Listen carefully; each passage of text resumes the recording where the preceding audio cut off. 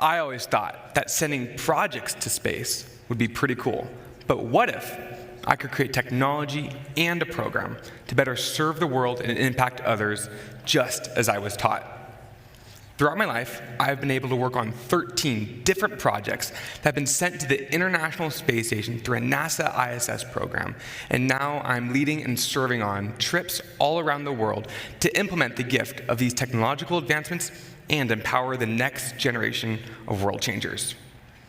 I was first presented with the opportunity to start sending my research to space during my freshman year of high school. My high school offered a wide variety of prestigious opportunities to get involved in, but I've always been captivated by the world of microgravity. I applied to the NASA ISS program on a whim with no prior experience, but a whole lot of motivation to learn and grow. Once I was accepted, I worked tirelessly with my team to try to get on the same level as all of my advanced peers. My mentors saw my continued motivation and dedication, so they took their time and energy to pour knowledge and wisdom into me to help me learn and grow. The action of these advisors helping lift me up was the start of my loop of discipleship.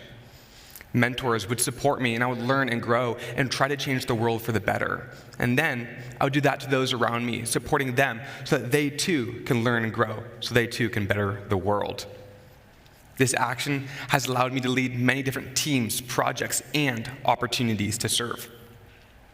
One of these projects measures the photochemical and electrical effects of a microbial fuel cell while it's in space.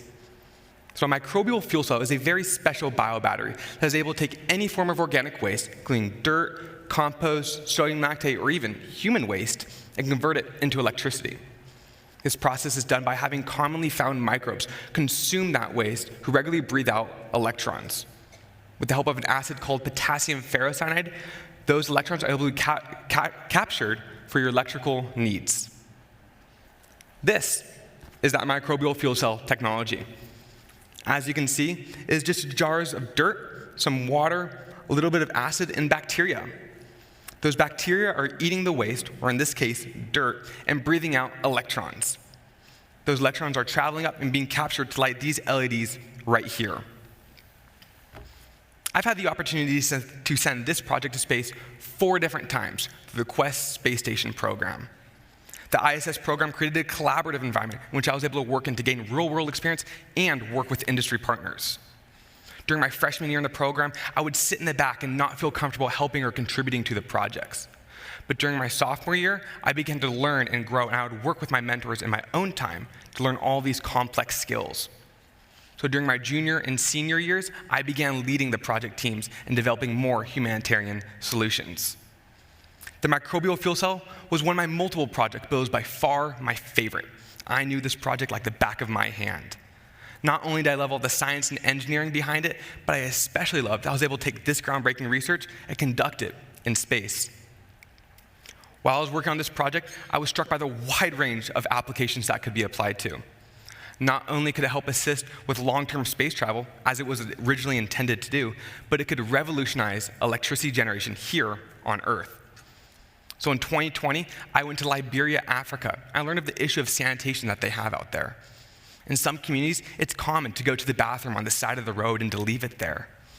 The microbial fuel cell technology would not only help them with the waste management, but would be able to produce electricity from it. If used properly, a Home Depot bucket fuel cell would be able to produce lights for their homes from their waste.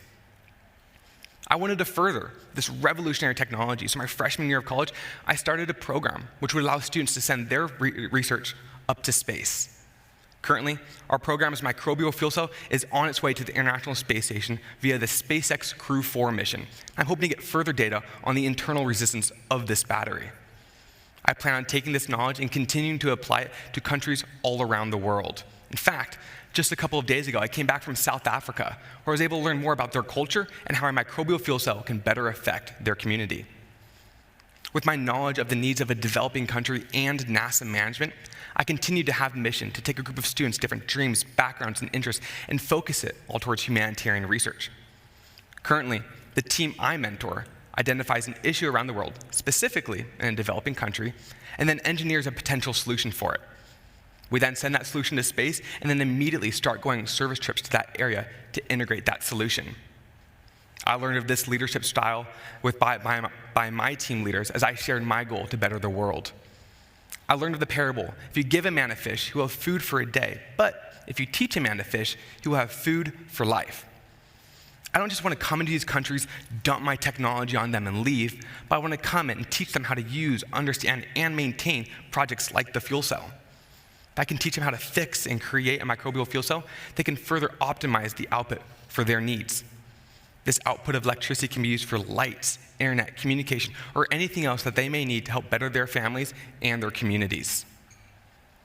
I wanted to continue working on this technology, so back here at college, I continued my program, and I was able to take the microbial fuel cell of space, build credibility, and then continue being a light in the world around.